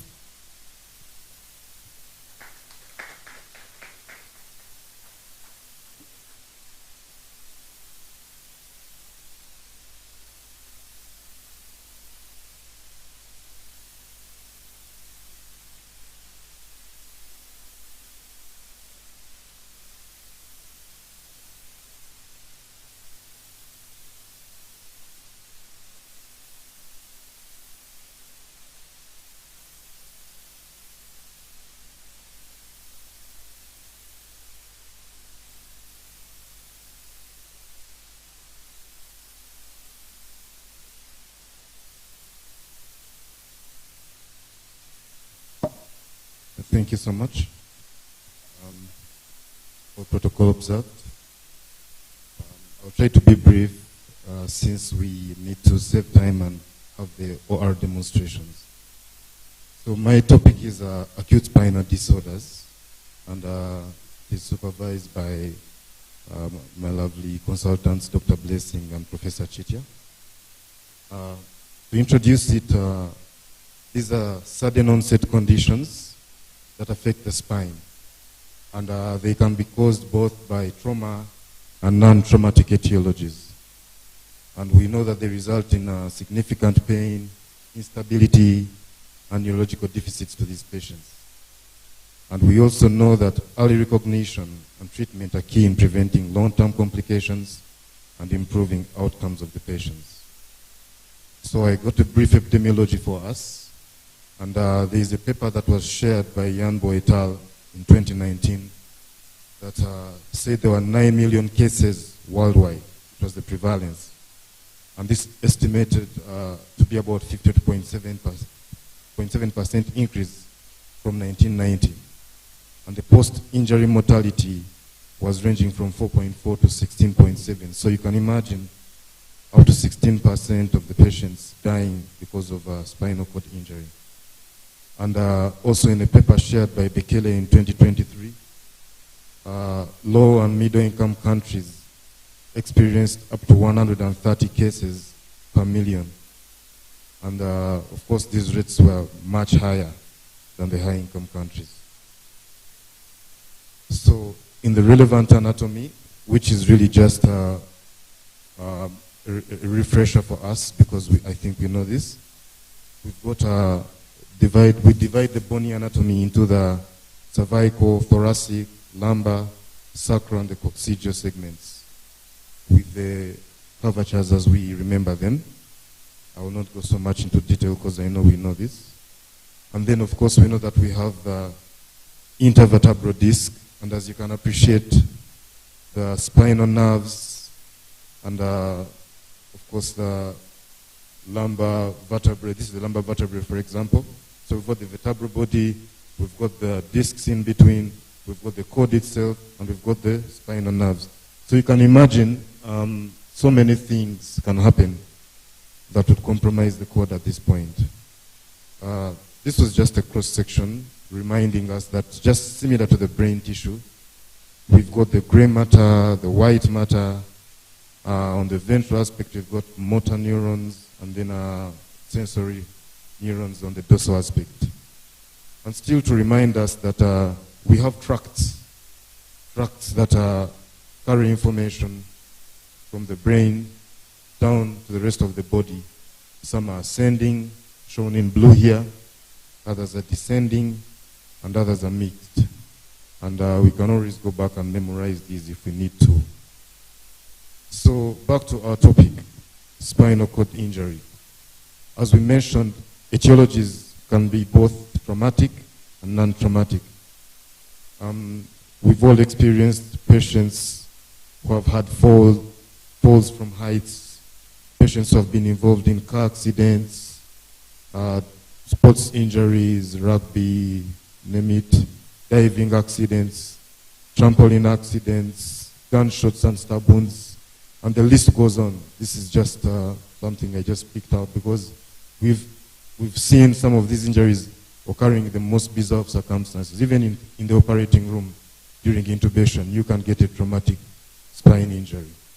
And then, of course, we've got the non-traumatic causes, which could be congenital, things like the spinal dysraphisms, a Chiari malformation can present with acute symptoms.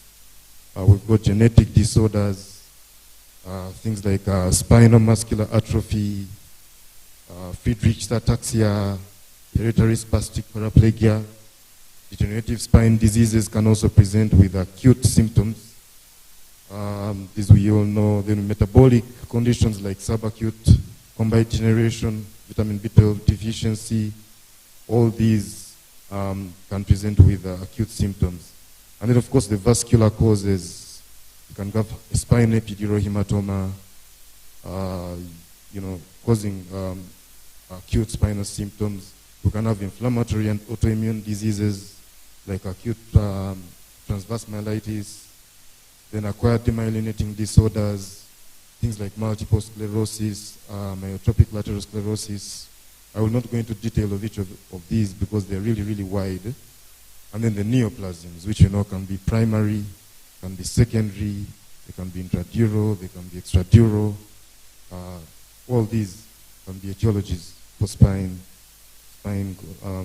acute spinal issues. And so what happens is that these will cause either a bend, a compression, or they will cause denervation. There will be a lack of blood supply to part of the cord. And then it will still go through the same pathophysiology, like we know, primary injury, and then the secondary injury where we have cytokine infiltration, inflammatory changes. So this has to be at the back of your mind, that this tissue is still neuronal tissue.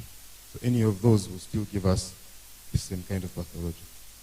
In the clinical presentation, we know we have from cervical down to the coccygeal really. So the symptoms will vary and depend on the severity and the location of the injury.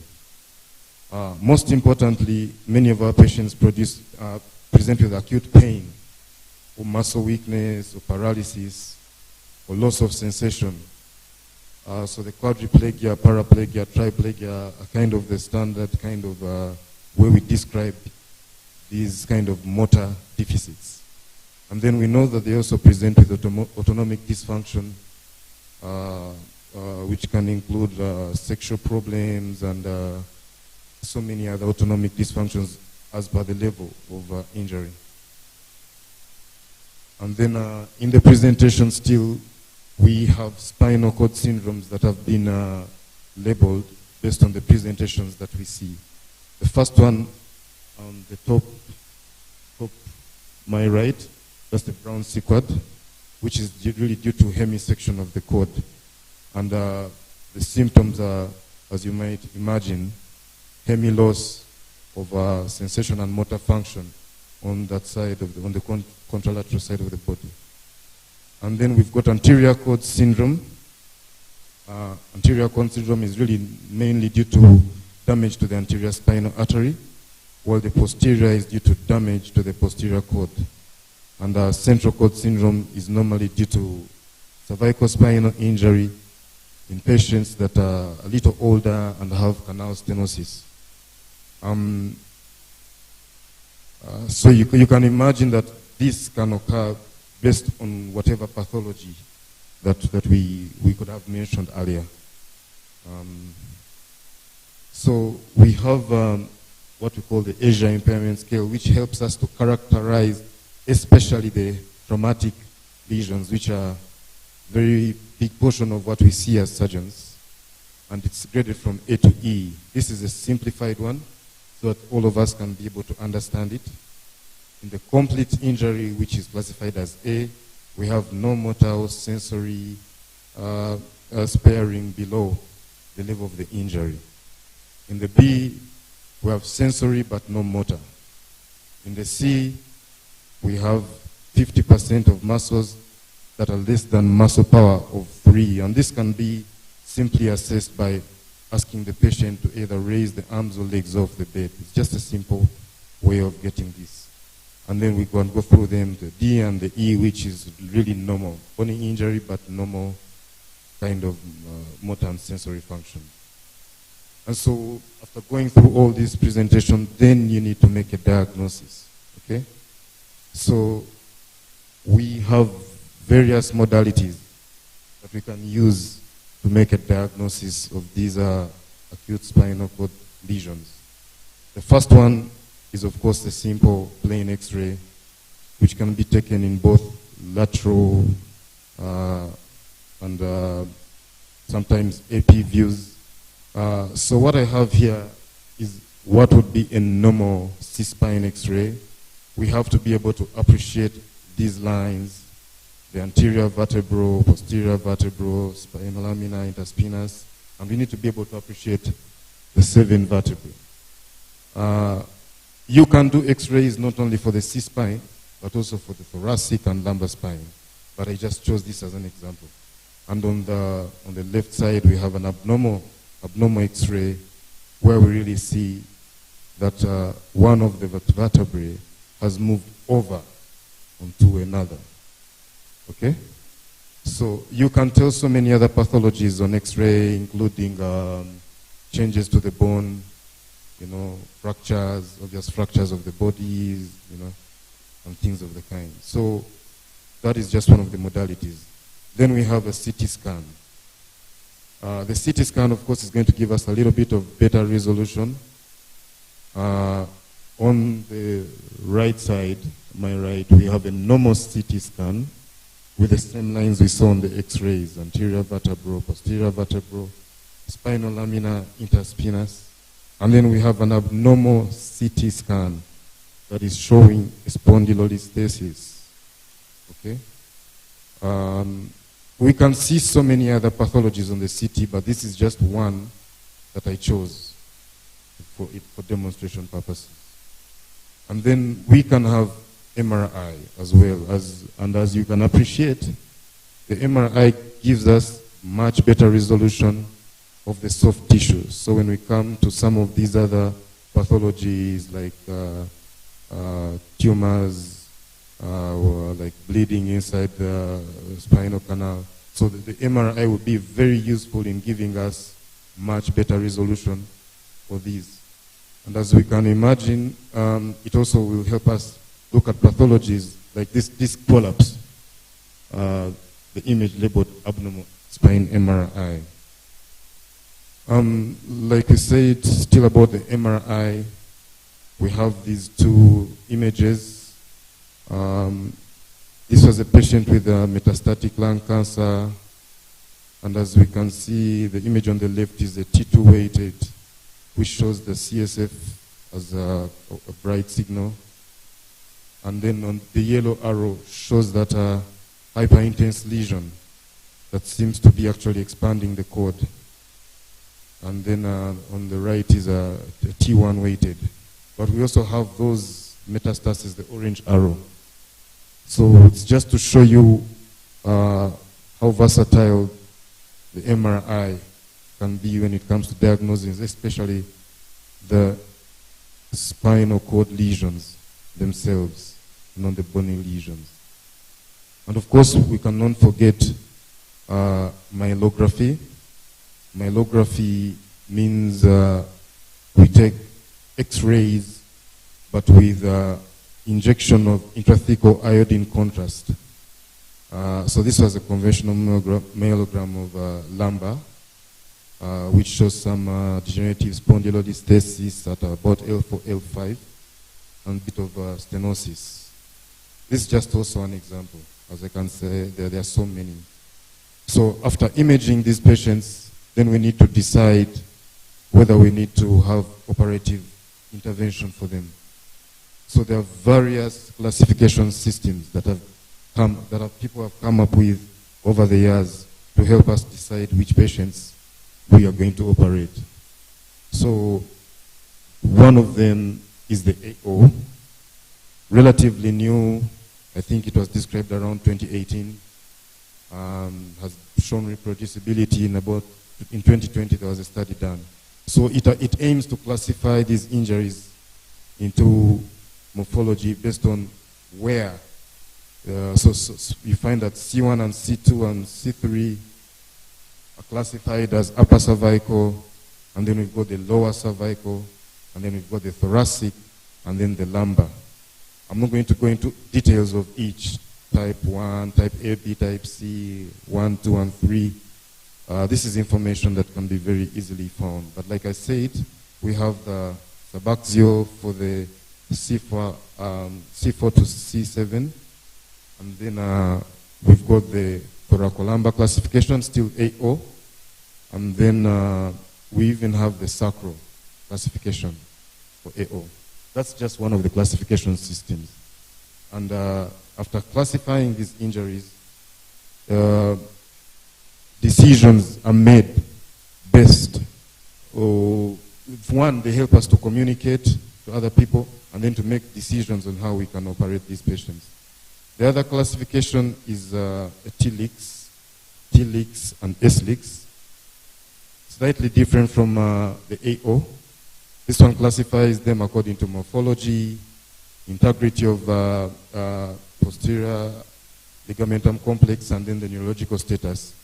And still, the need for surgery will be predicted by a score, whereby 0 to 3 might be non-surgical, 4 might be surgeon's choice, and greater than 4 is obviously surgical. So this was a slide that I attempted to just show in terms of morphology, where we can have a compression, a burst, translation, or a destruction. So you need to look at the images more and more often to be able to really memorize and understand them. And like I said, there's the T-LIC and the S-LIC, which is slightly different, but still similar predictability of the need for surgery. We have another model called the Dennis 3-column model. This one attempts to classify them vertebrae in terms of an anterior portion, a middle portion, and the posterior portion. And then need for surgery is really based on if you have two of those involved. There are so many other classifications. Maybe my seniors will help me, but there are so many other classifications that we can use. These are just a few that I chose. In the treatment, we know that we say prompt treatment, prompt diagnosis. In the emergency phase, we really need adequate initial stabilization. We can start high-dose steroids, especially for traumatic injuries. So this picture shows a patient in a spine collar and on a spine board, just to have that adequate fixation. And we need to have a proper technique for getting this patient onto the spine board. So as you can see, there are 4 health workers that are trying to get this patient onto the spine board, you know. So they hold at different levels. I will not go through this. Maybe it will be demonstrated in person sometime. So like we said, after making the decision, you've stabilized the patient, done the imaging, and then decided on surgery. So there are those patients that you can operate, and there are those that you may want to have a little bit of conservative treatment. Skull traction is one of the modalities that we use in this hospital, especially for C-spine. Basically, it's just a pulley system attached to the head with what we call Gardner-Wells stones. And then we put weights, as you can see, and try to get alignment. Yeah, it can be used as a temporizing measure before you can get into theater quickly. Sometimes it can be used as a definitive measure, depending on how bad the injury was. And then we've got the halo vest, which is literally just doing something similar to what the skull traction was doing. We've got so many other surgical modalities.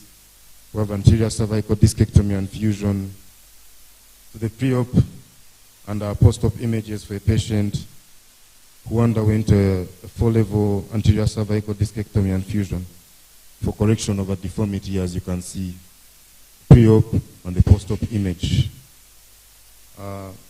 Laminectomy. Laminectomy just means really taking away the lamina of the vertebrae. It can be used just to access lesions within the spinal column. It can also be used to stabilize different kinds of fractures, or you can do laminectomy and fusion. And there are so many other surgical modalities right now, including use of neuronavigation. Yesterday we saw that we can even do ultrasound scan, the applications of ultrasound in surgery for these patients. But we will not go into those details at the moment. Then importantly, we know that this is a lifelong illness. These patients need rehabilitation and recovery from a multidisciplinary team. We need to maximize their independence and quality of life with both physio and occupational therapy. We need to take care of their blood and bowels, give them emotional support, and sometimes make adaptations to their home environment and use assistive devices to facilitate daily activities. In conclusion, these disorders result in a significant disease burden and a severe public health concern due to the high disability rate, serious complications, limited treatment options, and the substantial medical expense. Proactive prevention and effective care are of utmost importance. Thank you so much. Please clap for him once again. Thank you very much. And we are almost there. We are almost there. I'm going to invite Dr. Kava to come and take us through the last session, the last presentation. The session is still on a bit, but the last presentation. And we all heard from him yesterday, and he's well known for the Monday evening lectures that he gives to the neurosurgery residents. Yeah. Thank you very much.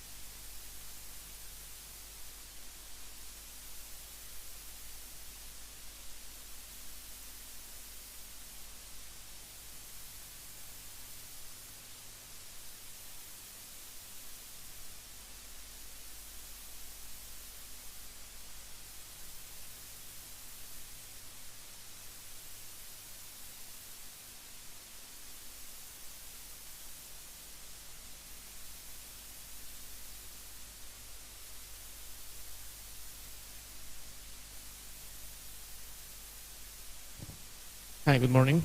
We're going to quickly talk about a little bit of the acute management of aneurysmal and suprarenal hemorrhage. Just a quick case, 47-year-old patient arrived with the worst headache of her life, global headache with rapidly progressive GCS. As I always say, manage your airway first. For all the residents, they always know, manage the airway first. And GCS continued to decline, and the patient was also taking blood thinners, and the blood pressure was quite elevated. Not the worst that we've seen, but it's still quite elevated. So, and you can see basically the pattern of suprarenal hemorrhage secondary to an aneurysmal rupture. So when the patient arrived, obviously diagnostics are the most important thing in order to see, after your airway is secure, what else needs to be done. In this particular case, an ACOM aneurysm was detected, and these four parameters are the most important that need to be taken into consideration when the patient is in the acute phase of suprarenal hemorrhage. Blood pressure control, reversal of any anticoagulation that the patient may have been receiving, identifying the vascular lesion and fixing it as soon as possible, and also control of the ICP. In this particular case, a patient, it doesn't apply necessarily here, but whatever you have to reverse the coagulopathy, use it, right? If you have plasma and vitamin K, fine, you can use that. In the US, we have other resources. We use sometimes PCC. We used to use Andexa, but that has been taken off the market temporarily for now by the FDA. You guys are very familiar, with these scales. They're basically the most important one, the Hon and Hess, that allows us to communicate the prognosis of this affection to the patient's families. And these percentages are actually, a little bit old, with all the advances and neurocritical care, dedication to the patient. Those survival rates have improved even for the high-grade suprarenal hemorrhage. So the patient gets to the, let's say, to the ICU here. Joseph is waiting for the patient right there. The patient is already intubated, and these are the vital signs.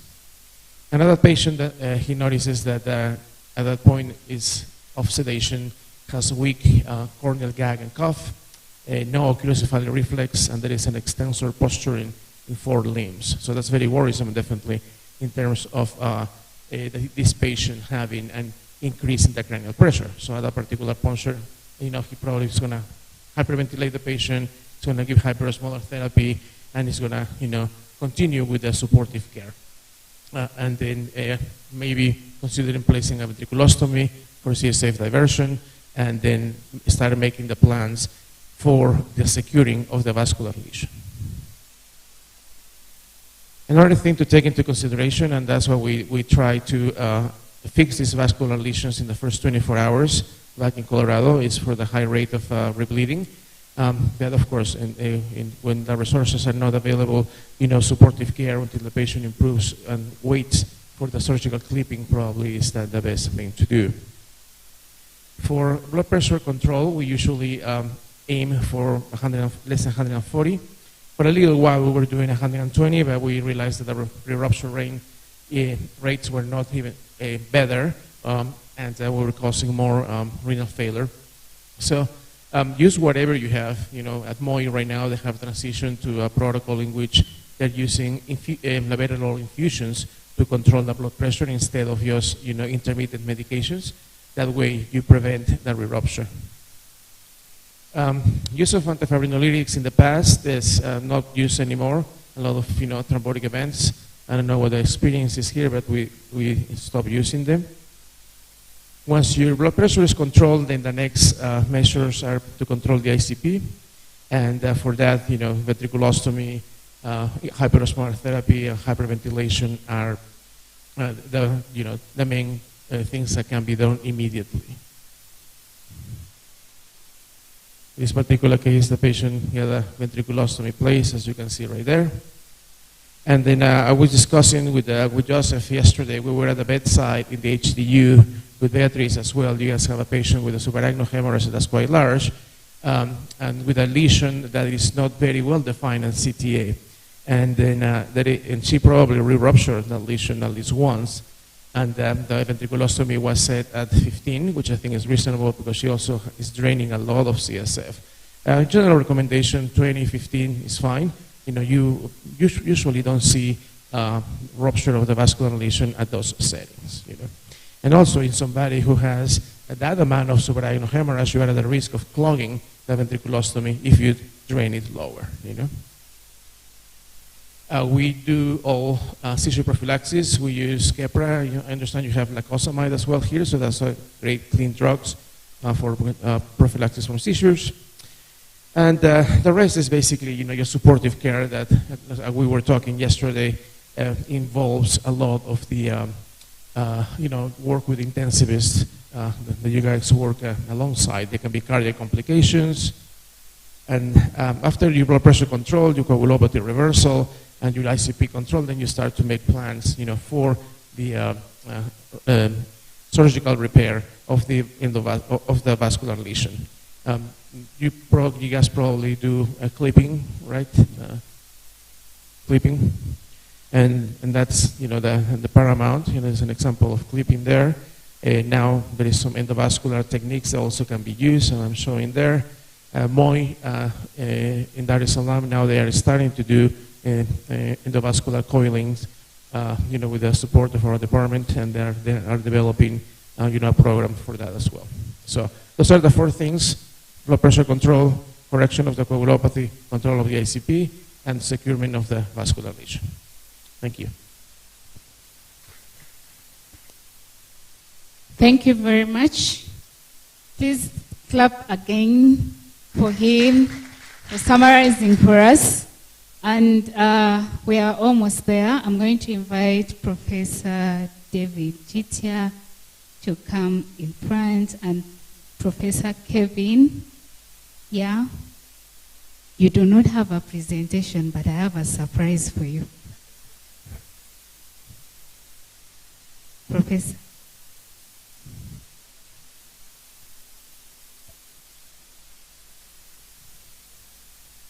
You cannot clap for Professor.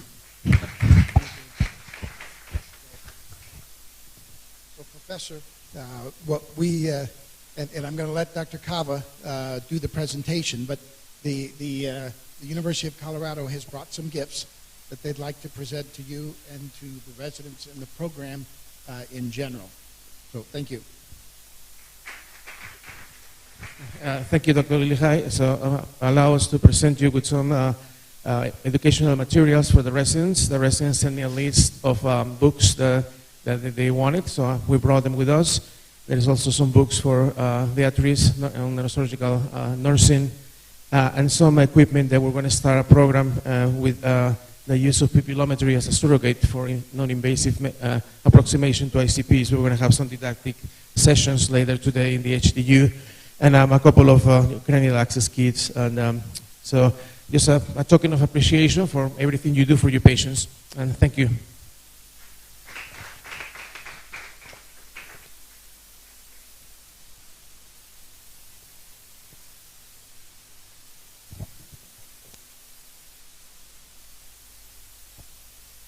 Yes, we brought these gifts, I think, after doing several Monday lectures with you all, kind of learning what some of your barriers were and how we could help.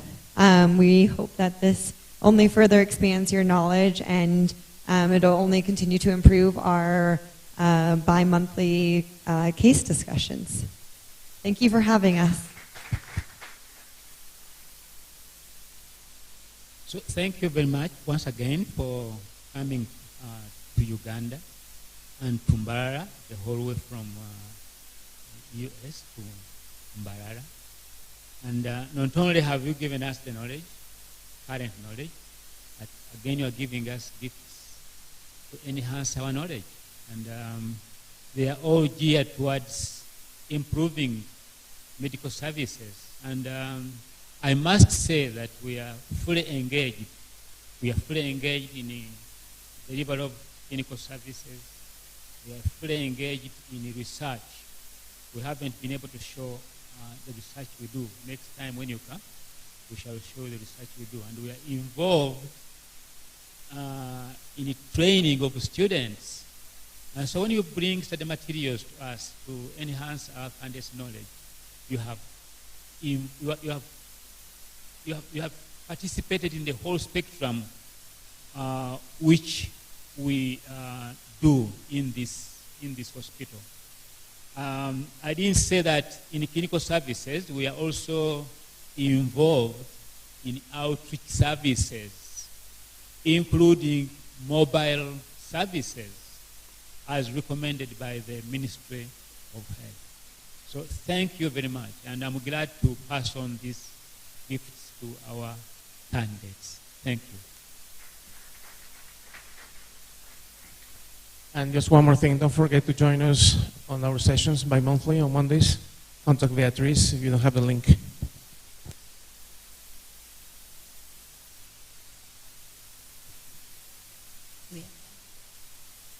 All right, thank you very much. Another round of applause for our visitors from the University of Colorado, for all the gifts, for always supporting the Neurosurgical Division. We've come to the end of the sessions here. We're going to have quick tea. By quick tea, I mean about 15 minutes, and then we get to the hospital for the OR demonstrations. We already know that we are behind schedule, and so I would encourage us to do things with swiftness so that we are able to apply what we've learned here in the OR. Dr. Blessing has one more word for us, and then we can have our tea. Thank you. We can come and have tea. Thank you so much, Colorado. You've done very well. 7 presentations in a very short while. So from here, just after the tea, we just go to the hospital, whereby the patients are already positioned in theater. And 2, I know that there could be some burning questions from the fellows and other doctors. Just because of time, we may not have a question session. However, you can feel free to ask the presenters in the hospital or wherever you meet them. Thank you.